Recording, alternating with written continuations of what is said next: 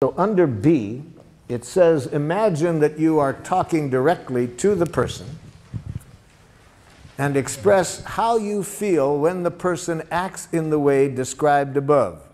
And use this form.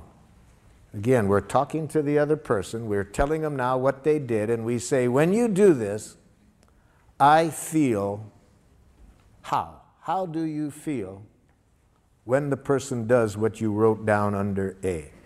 Write that down.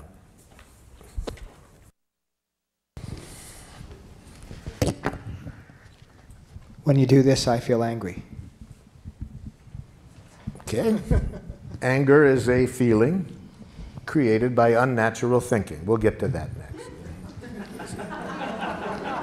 When you're not ready to leave at the agreed time, I feel anxious and impatient.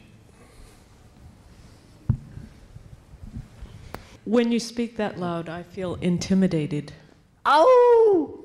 Intimidated is a diagnosis. Be careful of words that are more descriptions of other people, what you think they're doing to you, like intimidating you. So write down the following as not feeling words. Do not mistake these words as feelings. I feel misunderstood. I feel used. I feel manipulated. I feel judged. I feel criticized. I feel ignored. For example, aren't there times when you think somebody's ignoring you? Don't you feel relieved? And at other times, don't you feel angry? You see, so words like that really say very little about what's alive in you. They say much more about how you are interpreting the other person's behavior. And above all, never mistake the word rejected as a feeling. I feel rejected. No, no. That's not a feeling. That's a suicidal interpretation. Okay, who's got the mic? There's the mic. Yep.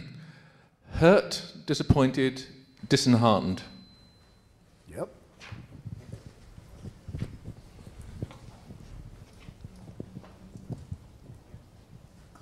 Feel angry and betrayed.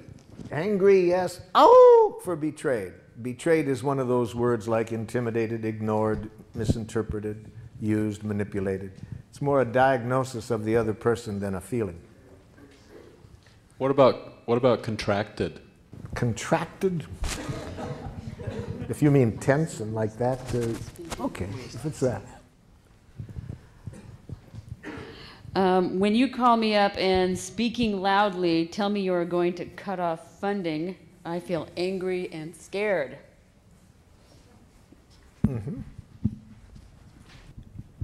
When you leave the dishes in the sink, I feel powerless over my environment and time, which feels frustrating and scary.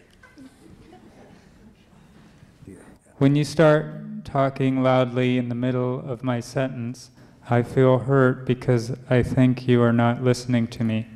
Yeah, the feeling is great, but you're going to lose it when you follow the word feel with the word because I think. Anytime you're thinking, your chance of getting what you need is greatly decreased. Especially when you follow the word think with the word you. Then I think you not only won't get heard, I predict a defensive, aggressive reaction. So it's going to be hard for people to care about your feelings when you follow that with a diagnosis that implies wrongness. But we'll get to that next, because we're going to see next that when after the feelings, there's two places we don't go, and one is up to our head. See, we stay in the heart with feelings. We don't go up to the head.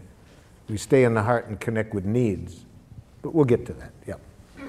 If we want to use nonviolent communication, we want to be sure that we do not use the feeling in a violent way, because feelings can either connect us at the heart or they can contribute to more division and violence. So we certainly do not want to ever express our feelings in this way. I feel as I do because you. Okay? We never want to express our feelings this way. You make me feel.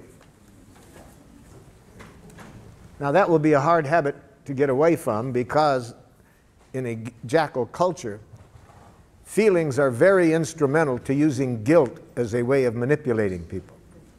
See, the way to manipulate people is if you can convince them that they make you feel as you do, then they should feel guilty and change, you see. So it's another form of this violent game.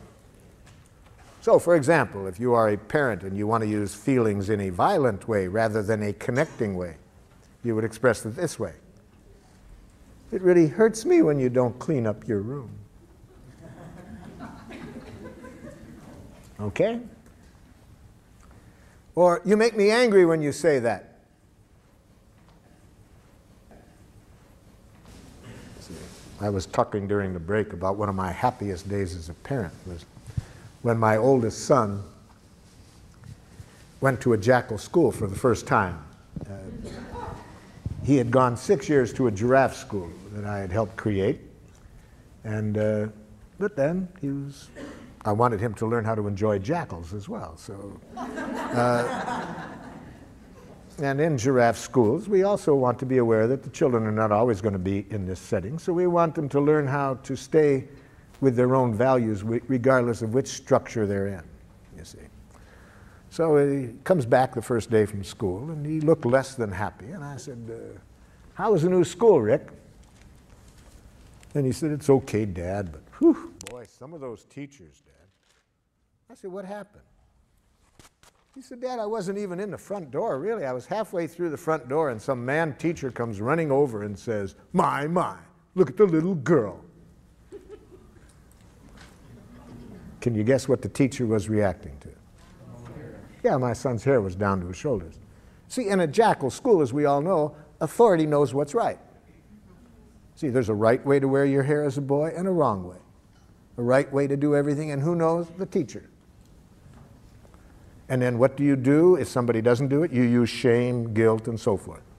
You use the word girl as though it's an insult. Welcome to Jackal Land. So I'm getting burned up, ready to go do a little bat therapy with the teacher. Forgetting all about my teachings. And I said to my son, how did you handle it? He said, I remember, Dad, that what you said, that when you're in that kind of environment, never give them the power to make you submit or rebel, you see. So one of the things we want to teach children very early, no matter what structure you're in, never lose track that you are free to choose what you do. Don't allow institutions to determine what you do. I said, hey man, that you remembered that, that's a big gift. I really love that you could remember that under those conditions. Then what'd you do? I put on my giraffe ears, Dad, tried to hear what he was feeling and needing. I said, you remembered to do that? What did you hear? Pretty obvious, Dad. Looked irritated, wanted me to cut my hair. Hey, wow, man, I'm really glad you could remember that. How did that leave you feeling? He said, Dad, I felt sad for the man. He was bald and seemed to have a problem about hair.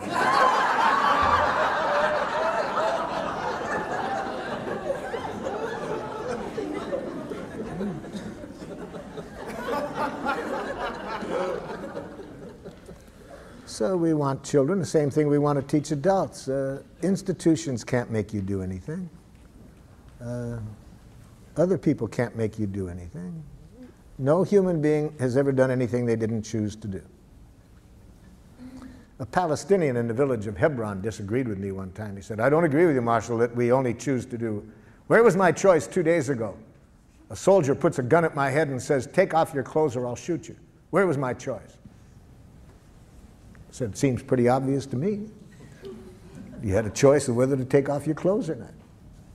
He laughed. He said, okay, I got your point. I chose not to take off my clothes.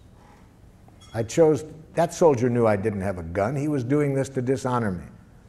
I chose to risk my life to protect my honor. Okay, so I'm not saying we always like the choices we have, but nobody can make us do anything we don't choose to do. So I said, apparently the soldier also chose not to shoot you, or else he was a very poor shot. My children taught me this about nobody does anything they don't choose to do. From the time they were 2 years old, they educated me that I couldn't make them do anything. All I could do is make them wish they had. And then they taught me another lesson, that any time I would do that, they would make me wish I hadn't made them wish they had. You see. They taught me that violence creates violence, you see.